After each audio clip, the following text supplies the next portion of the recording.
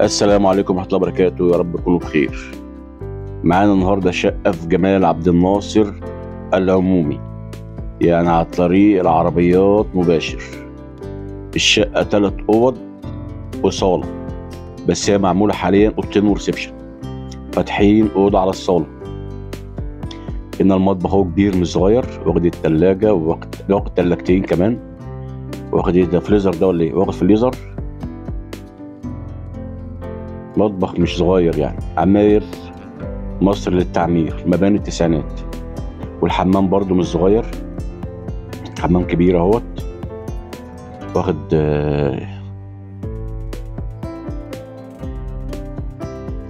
والاوض برضو مش صغير، والريسبشن حلو، يعني ممكن تقفل اوضه تاني تبقى 3 اوض وصالة.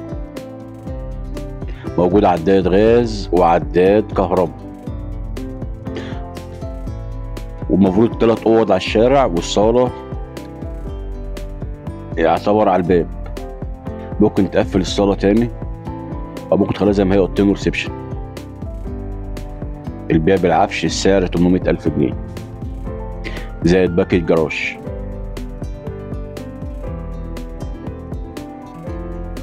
الشقة مشمسة جدا يا جماعة،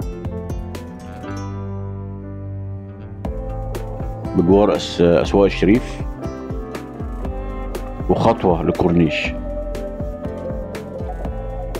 الشقة تصلح لجميع الأغراض، تصلح بقى عيادة، تصلح مكتب سكني، مصيف، وموجود شقق للبيع أخرى كتير.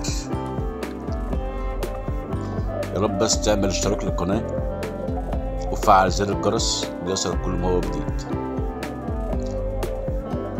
الشقة بسم الله ما شاء الله عليه.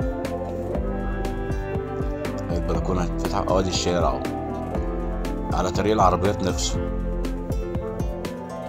شكرا لحضراتكم، السلام عليكم ورحمة الله وبركاته.